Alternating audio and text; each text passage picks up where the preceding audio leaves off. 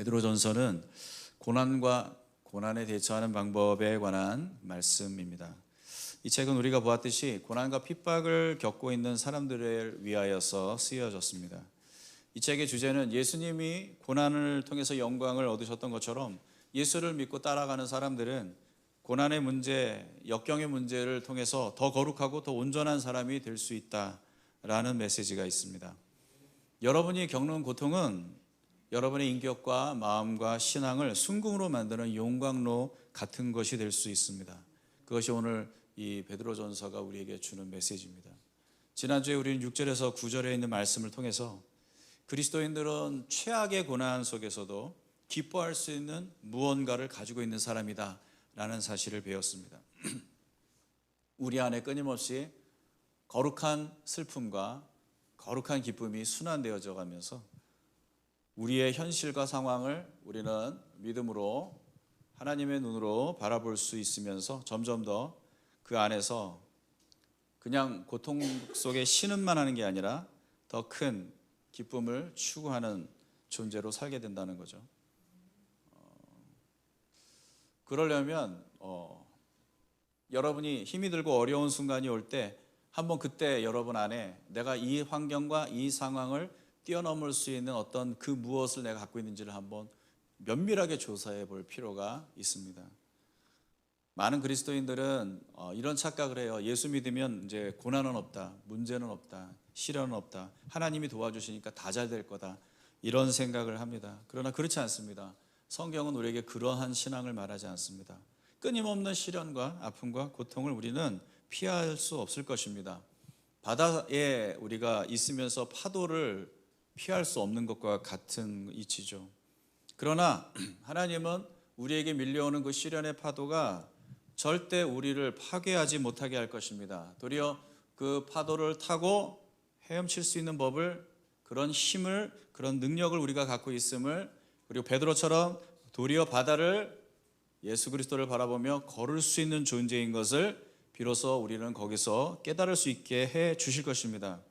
그래서 그리스도인이 된다는 것은 이러한 모든 것들을 뛰어넘을 수 있는 뭔가를 내가 가지고 있다는 사실을 발견하는 것과 같습니다.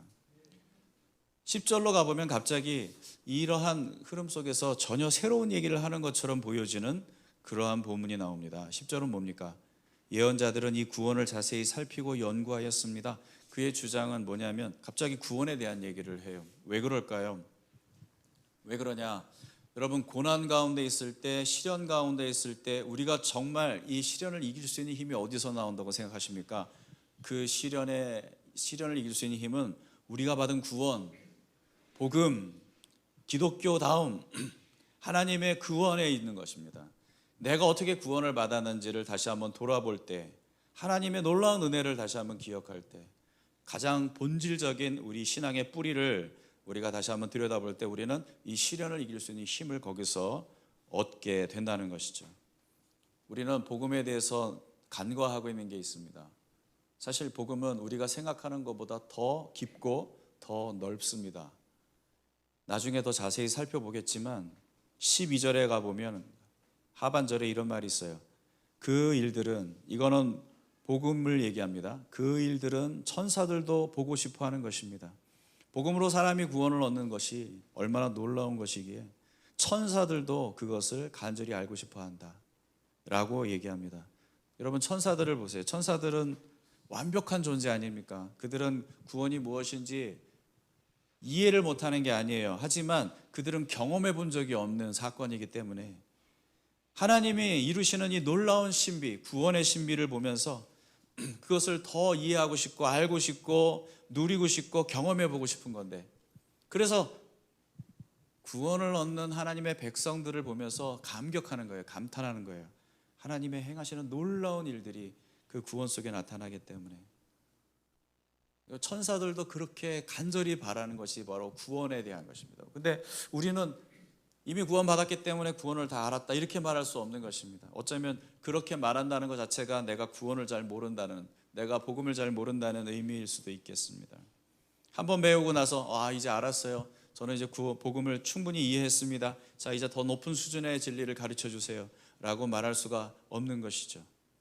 여전히 천사들도 간절히 더 이것에 대해서 알기를 원하고 있기 때문에, 그래서 이 궁극적인, 우리가 고난을 겪을 때 우리에게 가장 큰 힘이 될 수 있는 이 구원에 대한 이야기를 베드로가 지금 하고 있고요.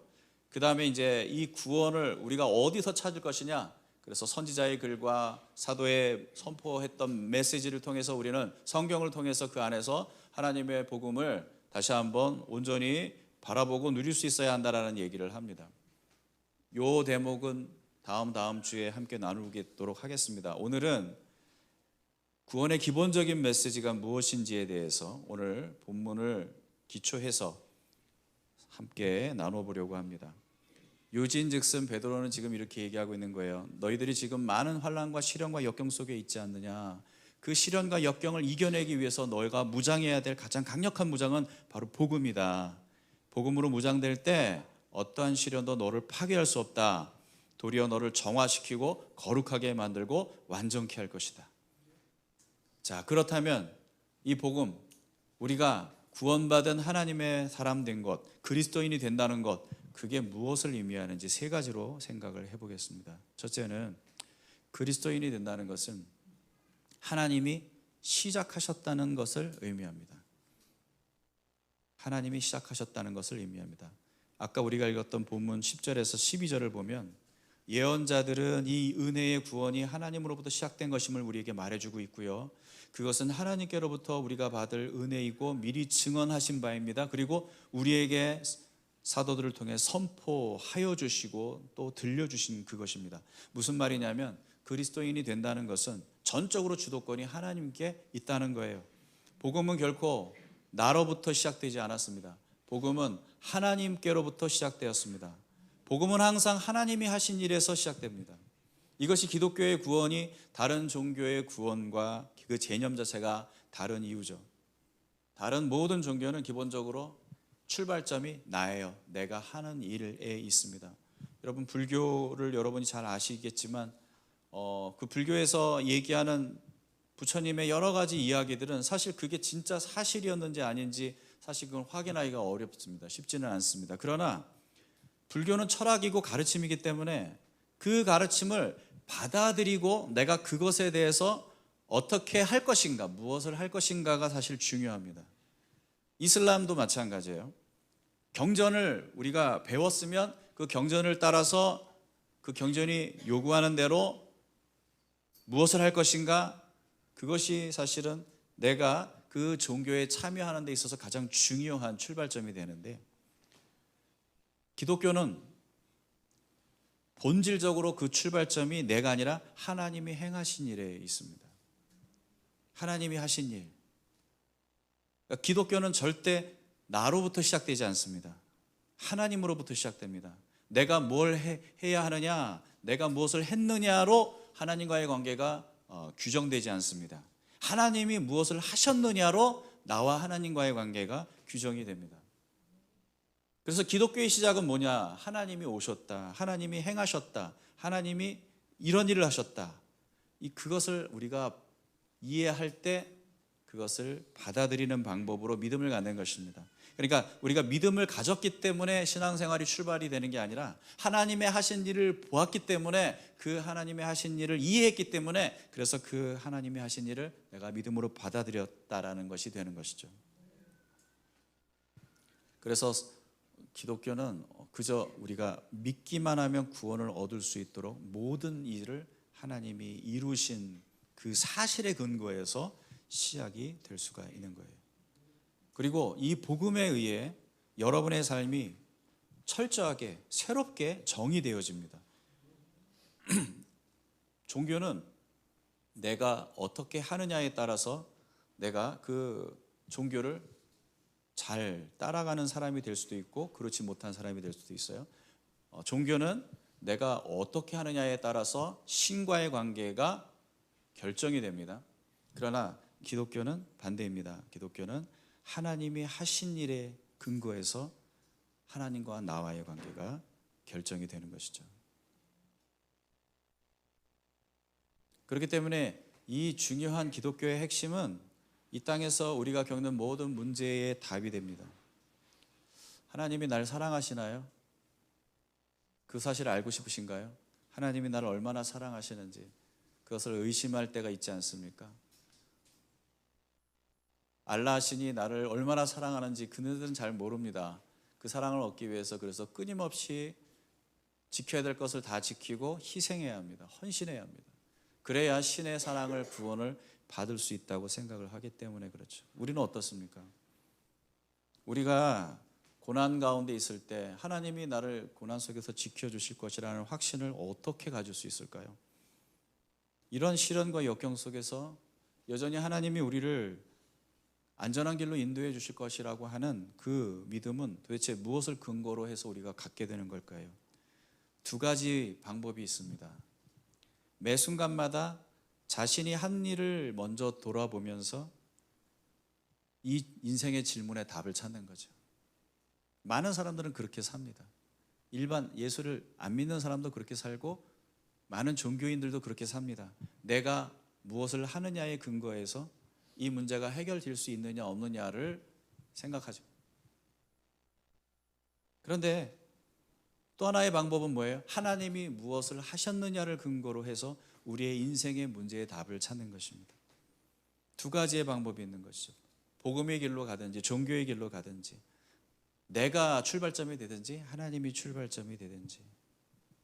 복음은 우리에게 이렇게 얘기합니다. 하나님이 무엇을 하셨는가를 먼저 바라보라. 그것을 근거로 해서 내가 무엇을 할 것인가를 결정하라. 오늘 내게 주어지는 인생의 문제를 바라보면서 이 절망 속에서 하나님은 나를 위해 무엇을 하셨던 분이신가를 기억하면 이 문제를, 이 절망을 이겨낼 힘을 거기서 얻을 수 있게 돼요. 시련이 오면 사람들은 하나님이 나를 사랑하실까 하는 의문이 듭니다. 사랑하지 않으시는 것 같은데 하는 의문이 듭니다. 그럴 때 한번 생각해 보세요. 하나님은 당신을 위해 당신의 아들을 십자가에 죽게 하셨습니다. 여러분, 하나님이 나를 사랑하시느냐는 내 기도가 얼마나 많이 응답되느냐에 달려있지 않아요. 내 삶에 얼마나 시련이 적으냐에 달려있지도 않아요. 내가 원하는 일이 얼마나 형통케 되느냐에 달려있지도 않아요. 하나님이 나를 사랑하신다라고 하는 이 사실에 대한 확실한 답은 어디에 있느냐? 하나님이 하신 일에 있습니다. 그렇다면 그분이 당신의 아들을 우리를 위해 내어주실 정도로 나를 사랑하시는 분이라면 나의 삶도 그분에게 맡겨드릴 수 있지 않을까요? 충분히 그분은 나의 인생을 책임지실 수 있는 분이 아니실까요? 기도를 하고 싶어요. 기도를 하는데 하나님 과연 내 기도를 들어주실까? 저는 이 기도를 100% 들어주실 거라고 믿어요. 왜냐하면 하나님이 나를 사랑하시는 그 사랑은 우리가 상상할 수 없을 만큼 크고 놀라운 사랑이기 때문에 그분이 하신 일이 그것을 증명합니다. 무엇에 근거하여 우리는 우리의 삶을 판단하고 또 선택할 수 있을까요? 여러 가지 근거를 우리가 세상에서 찾을 수 있지만 한번 여러분 하나님이 나를 위해 행하신 일들을 근거해서 무언가를 시도해 보세요. 하다못해 거울 앞에 서서 너는 특별한 존재야. 왠 줄 알아? 하나님이 너를 위해 죽으셨어. 하나님이 너를 위해 당신의 귀한 아들을 내어주셨어. 그러니까 너는 특별한 존재라고 말할 수 있어야 돼. 그렇게 한번 나 자신을 바라보면서 하나님의 행하신 일을 근거해서 생각하고 하나님의 행하신 일을 근거로 해서 뭔가를 시도해 보는 거죠. 이 사실을 잊지 마십시오. 우리의 신앙은 절대 하나님으로부터 시작되었습니다. 우리가 하는 그 무엇으로 시작되지 않는다는 것입니다. 두 번째로 우리가 그리스도인이 된다는 것은 무엇을 의미하느냐? 하나님이 들어오셨다는 것을 의미합니다. 하나님이 찾아오셨다는 것을 의미합니다. 10절을 한번 보면 예언자들은 이 구원을 자세히 살피고 연구하였습니다. 그들은 여러분이 받을 은혜. 여러분이 받을 은혜. 여러분, 은혜는 여러분이 노력해서 얻는 게 아니에요. 은혜는 여러분이 쟁취하는 게 아니에요. 하나님이 여러분에게 값없이 주시는 거예요. 하나님이 그 은혜를 가지고 여러분에게 찾아오시는 거예요. 그래서 그리스도인이 된다는 말과 기독교라는 종교를 갖는다는 말은 전혀 다른 의미입니다. 같이 한 자리에서 예배를 드려도 종교적인 기독교인과 그리스도인은 전혀 본질적으로 다릅니다. 어떻게 다릅니까? 기독교는 하나님이 우리를 찾아오시는 거기 때문에 하나님이 우리를 찾아오는 그 순간 우리는 드디어 그리스도인이 되는 것이기 때문에 여러분은 분명히 이러한 인생의 어떤 시점에 여러분이 알든 모르든 그 경험을 분명히 했을 것입니다. 하나님이 찾아오시는 경험. 언젠가 모르게 여러분 안에 어떠한 내면의 변화가 일어나기 시작했을 거예요. 왜냐하면 하나님이 찾아오시면 그냥 아무 일도 안 일어나지 않거든요. 여러분 귀신이 찾아와도 여러분 소름이 돋지 않습니까? 귀신. 제가 어렸을 때 저희 모교회에는 그 귀신 들린 한 자매가 있었어요. 이 자매는 멀쩡히 살다가 어느 날 신이 들려가지고 미친 사람처럼 신발도 안 신고 산으로 뛰어 올라갔어요. 남편이 놀래서 쫓아갔는데 산 중턱에서 땅을 파고 거기에서 보자기에 쌓인 바구니 상자를 하나 캔에 갖고는 가슴에 꽉 품고 내려오더라고요. 그게 뭔지 봤더니 그 무당들이 굿할 때 쓰는 그런 물건들이었다는 거죠. 그래서 이 사람 가족들이 너무 놀래가지고 강제로 끌고 이제 그때부터 교회를 데리고 오기 시작했어요. 강력하더라고요. 뭐 장정 3명이 어떻게 제어를 못해요. 얼마나 힘이 센지. 아주 독특한 사람이었어요. 원래 무당이 저렇게 되지 않는데 아주 독특한 사람이었어요. 여러분 사람이 귀신이 씌어도 그렇게 변화가 일어나죠. 하나님이 우리를 만나러 오시는데 어떻게 변화가 안 일어나겠어요. 물론 하나님은 되게 젠틀하신 분이기 때문에 막 여러분을 협박하거나 강요하지 않으실 겁니다. 그러나 끊임없이 여러분을 두드리실 것이고 여러분에게 말씀하실 것이기 때문에 반드시 여러분은 삶의 변화를 경험할 수밖에 없을 거예요. 그건 기적입니다. 여러분 로마서 3장 10절에 뭐라고 되어 있는지 아세요? 성경에 이렇게 기록되어 있습니다. 의인은 없다. 한 사람도 없다. 깨닫는 사람도 없고 하나님을 찾는 사람도 없다. 하나님을 찾는 사람이 있어요, 없어요? 없어요. 하나님 찾는 사람 없어요. 여러분이 하나님을 믿는다는 건 이건 기적입니다. 성경에 근거한다면 그건 정상적인 게 아닙니다. 하나님이 여러분을 찾아오지 않으셨다면 일어날 일이 아니라는 얘기예요. 물론 종교인들도 뭔가를 갈망해요, 추구해요.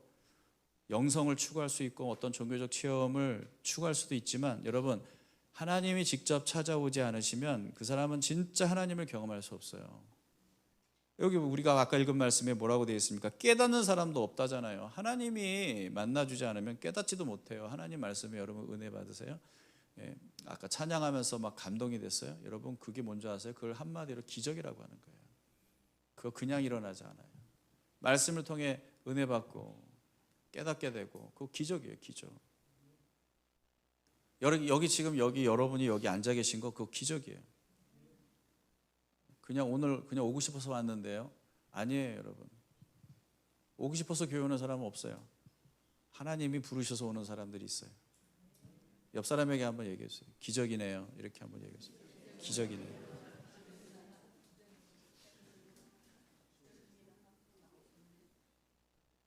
그래서요.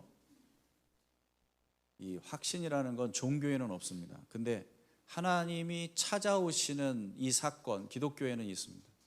확신. 확신은 그냥 염원과는 달라요. 그렇게 있을 거야라고 하는 그냥 막연한 어떠한 긍정적인 어떠한 그 소망과는 달라요. 그거는 실제이기 때문에 갖게 되는 의심 없는 분명한 어떤 믿음을 얘기하는 건데요. 평생을 면벽구도하고 그 다음에 고행을 한 고승이어도 죽을 때는 내가 어디를 가는지 모르겠다 이러고 죽잖아요. 어디를 가는 거예요 도대체? 몰라요. 확신이 없다고. 이슬람에 있는 그 무슬림들도 내가 죽으면 천국 갈지 안 갈지 어떻게 알아요? 몰라요. 모르니까 죽도록 열심히 하는 거예요. 그래야 어떻게 가능성이 생기니까. 근데 우리에게는 확신이 있어요. 왠 줄 아세요? 왜 그리스도인에게 확신이 있는 줄 아세요? 하나님이 당신에게 오셨기 때문에 확신이 생기는 거예요. 물론 하나님이 오셨을 때 이 확신을 갖게 되는 과정은 때로는 되게 엄청난 갈등과 투쟁 가운데 그런 경험들을 겪습니다. 왜냐하면 이 죄인에게 하나님이 오시기 때문에 부딪히는 게 너무 많아요. 갈등도 많고, 그러면서 울고 웃고 기뻐하고 낙심하고 이런 삶의 과정이 결국 그리스도인의 삶의 여정이에요. 그래서 여러분은 끊임없이 하나님 앞에서 그렇게 분투할 거란 말이에요. 그러면서 점점 진리가 선명해지고 그 진리를 따라 살아가는 삶도 확신을 갖고 걸어갈 수 있게 되는 거예요. 그건 좋은 징조입니다. 그래서 갈등하세요. 끊임없이 갈등하세요. 끊임없이 여러분 마음에 일어나는 내가 그리스도인데 이렇게 해도 되나? 저렇게 해도 되나? 끊임없이 고민하세요. 끊임없이 하나님께 물을 수밖에 없게 되는 거예요. 하나님 이게 맞아요? 저게 맞아요? 그리고는 또 낙심하고 또 막 승질내고 또 낙심하고, 내가 부부싸움 할 때 또 괜히 쓸데없는 얘기했다. 그리스도인답지 않다. 그런 고민을 하는 거죠. 기독교인이 된다는 것은 결국 외부로부터 하나님이 오셔서 우리를 찾아오셔서 우리를 붙들고 계시다라는 거거든요. 여기에 우리의 소망이 있고 우리의 확신이 있는 거예요. 내가 해내는 게 아니라 하나님이 나를 붙드신 것이 신앙이기 때문에 그분 안에서 우리는 절대로 버림받지 않고 우리는 이 신앙의 길에서 떨어져 나가지 않을 거라는 확신이 우리 안에 있는 거죠. 여러분, 그런 확신이 여러분에게 있으십니까? 당신을 만드신 분이 당신을 새롭게 만들어가고 계시기 때문에 당신은 그분의 손 안에서 안전합니다. 마지막으로 그리스도인이 된다는 것은 하나님의 은혜가 나를 이끈다는 의미예요.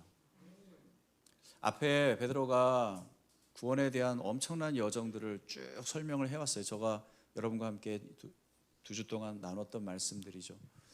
그 내용들을 한 단어로 요약하는 이 베드로의 이 놀라운 인사이트를 보입니다. 베드로가 정말 감동입니다. 그 엄청난 구원의 서정을 딱 한 단어로 요약을 하네요. 다시 10절을 한번 보세요. 시작, 읽어봅시다. 예언자들은 이 구원을 자세히 살피고 연구하였습니다. 그들은 여러분이 받을 은혜를 예언하였습니다. 보이시나요? 은혜. 이 모든 구원의 이 여정을 하나님이 행하신 놀라운 역사를 딱 한 단어로 귀결시키죠. 은혜. 그리스도인은 그래서 은혜를 이해하고 은혜를 받고 은혜를 누리며 살아가는 사람일 수 있죠. 그렇죠? 여러분, 이 은혜라는 게 무슨 말인지 아십니까? 이 은혜라는 말은요, 이런 말이 전제가 되어 있어요. 잘 들어보세요. 하나님은 당신에게 빚진 것이 아무것도 없으시다. 이게 은혜랑 무슨 상관인가? 잘 곰곰이 생각해 보세요. 하나님은 당신에게 빚진 게 없으세요. 당신을 구원해야 될 의무가 없으신 분이라고요. 근데 우리는 이렇게 얘기하죠. 하나님은 왜 얘는 구원하고 쟤는 구원하지 않으십니까? 그게 무슨 하나님입니까? 이렇게 우리는 얘기를 하죠. 여러분, 다시 한번 말씀드릴게요. 은혜란 어떠한 받을 자격도 없는 존재에게 베푸시는 하나님의 호의 그 이상입니다. 그러니까 단순히 호의를 베푸는 게 아니라 은혜는요, 빚진 자에게 베푸는 호의예요. 그러니까 이런 거예요. 노숙자에게 아유 불쌍해라 하면서 이렇게 우리가 돈을 줄 수 있지만 그건 은혜라고 하지 않아요. 은혜란 이런 겁니다. 나를 핍박하고 공격하고 욕하고 나를 괴롭히는 사람이 어떠한 갑자기 도움이 필요한 상황에 처했을 때 내가 줄 수 있는 것 그 이상으로, 그 사람이 필요한 것 그 이상으로 그에게 주는 것을 은혜라고 해요. 그게 은혜예요. 여러분, 하나님이 우리에게 은혜를 베푸셨다는 말은 그런 의미예요. 우리가 하나님께는 사실 어떤 호의도 받을 자격이 없는, 아니 도리어 진노를 받을 수밖에 없는 빚진 자이지만 하나님이 나를 상상하는 것 그 이상으로 호의를 가지고 우리를 대하시고 선대하셨다라는 얘기죠. 그래서요, 진정한 은혜는 충격적이어야 합니다. 그럴 수밖에 없습니다. 여러분이 정말 은혜를 깨달으면 충격적일 수밖에 없습니다. 놀랄 수밖에 없습니다. 내가 진짜 은혜를 경험했는지 안 했는지 아는 방법이 있어요. 여러분 한번 여러분 신앙생활 하면서 이런 질문 해본 적이 있어요? 하나님이 왜 나 같은 걸 사랑하실까? 있어요, 없어요? 없다면 여러분 아직 그 충격적인 은혜가 뭔지 아직 모르시는 거예요. 그렇지, 뭐 나 정도 돼야 하나님이 사랑하실 만하지, 뭐 이런 생각을 한다면, 옆에 있는 이 사람보다 내가 낫지 않나, 이런 생각을 한다면 여러분은 아직 은혜를 잘 모르시는 거예요. 왜? 그러니까 바울은 뭐라고 그랬어요? 예? 죄인 중에 괴수 같은 나를 하나님이 이렇게 택하셨다고 그렇게 고백하잖아요. 와, 이게 여러분 이겁니다. 그런 생각을 우리가 왜 합니까? 이 은혜가 너무 말도 안 되게 놀라운 것이기 때문에 그래요. 하나님의 아들이 나를 위해서 스스로 약해지셨습니다. 인간이 되셨습니다. 이 땅에 오셨습니다. 피조물들의 손에 자신을 내어 맡겨 주셨습니다. 그들의 손에 의해서 약탈당하시고 죽임을 당하셨습니다. 오로지 나를 살리기 위해서. 그 고귀하신 창조주 만왕의 왕이 되시는 하나님께서 왜? 도대체 왜? 왜 그럴까? 왜 그럴까? 지금도 여러분 자신을 이렇게 돌아보면서 깜짝깜짝 놀라지 않습니까? 어떻게 나 같은 걸 이렇게 하나님 사랑하시나? 어떻게 하나님은 나를 버리지 않으셨나? 나 같으면 진작에 버렸을 건데 이건 어떻게 고쳐도 못 써. 그러면서 갖다 버릴 텐데 하나님 어떻게 나를 이렇게 포기하지 않으시나? 놀랍다. 사랑하는 성도 여러분, 여러분이 하나님께 어마어마하게 빚진 자임을, 그리고 그 빚에도 불구하고 하나님이 당신을 사랑하시고 선대하고 계심을 여러분 믿으시기 바랍니다. 하나님이 당신을 창조하셨어요. 매 순간 당신을 살아있게 하셔요. 당신의 그 코에 호흡을 두셨어요. 근데 우리는 이 생명을 자기 거라고 생각하고 자기 마음대로 살려 하잖아요. 그럼에도 불구하고 하나님은 당신을 포기하지 않으시고 사랑하십니다. 당신이 그분께 모든 것을 빚지고 있다는 사실을 인정하십니까? 그러면 당신의 삶이 그분의 것임도 인정해야 합니다. 하나님께는 너의 삶이 내 것이야 라고 말할 수 있는 권리가 있으세요. 왜냐하면 우리는 그분에게 생명을 빚졌기 때문에, 왜냐하면 우리는 그분에게 죽음을 빚졌기 때문에.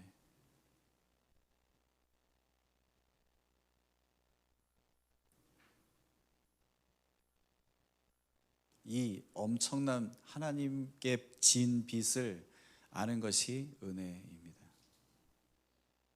그래서 은혜를 알면 나를 말할 수가 없어요. 내 건데요. 내 인생은 내 건데요. 내가 살고 싶은 대로 살 건데요. 내가 가진 건 내 건데요. 그렇게 말할 수가 없어요.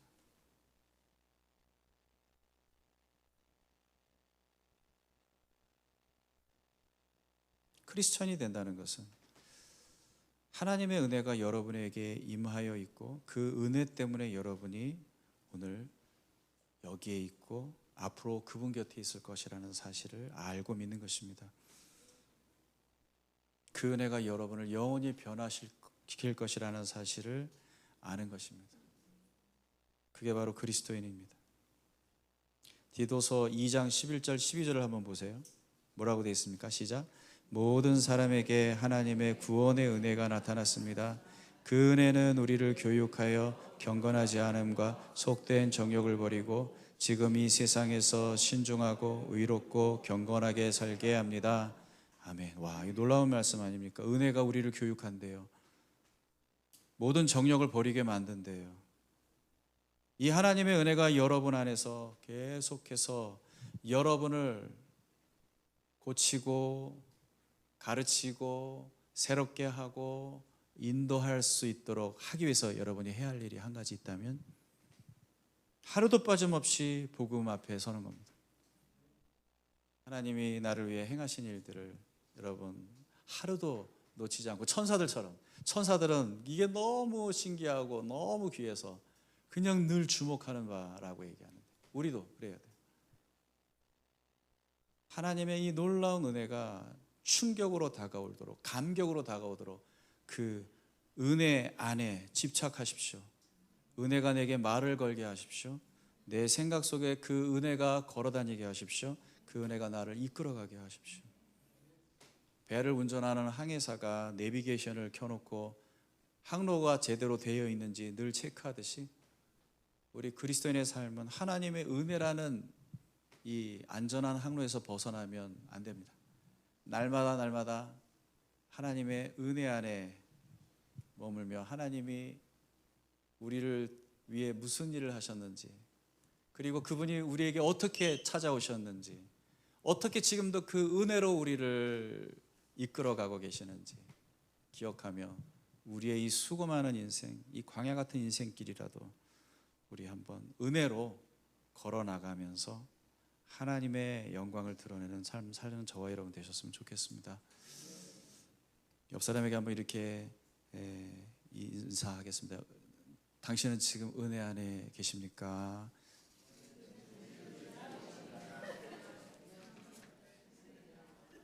같이 찬양하겠습니다.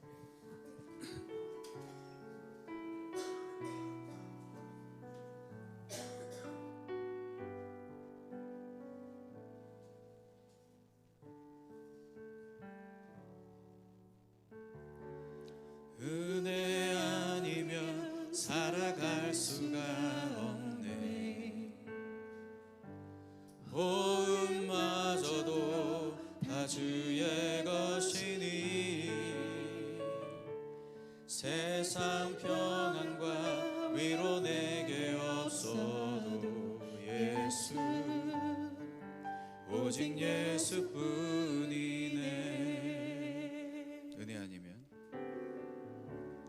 은혜 아니면 살아갈 수가 없네. 호흡마저도 다 주의 것이니 세상 평안과 위로 내게 없어도 예수, 오직 예수뿐이네. 그 신계획 다 볼 수도 없고 작은 것 안에 지쳐도 주께 맡긴 나의 모든 삶 버티고 견디게 하시네.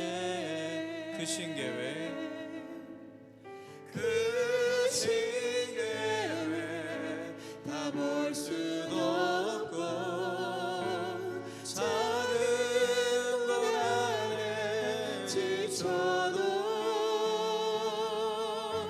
주께 맡긴 나의 모든 삶 버티고 견디게 하시네. 은혜 아니면 살아갈 수가 없네. 나의 모든 것 다 주께 맡기니 참된 평안과 위로 내게 주신 주 예수, 오직 예수뿐이네.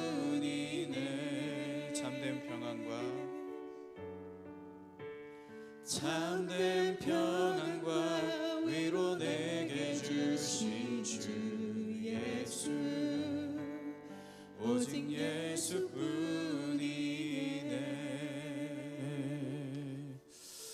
이 시간 같이 한번 기도하실 때, 하나님, 제가 당신의 은혜 안에 지금 살고 있습니까?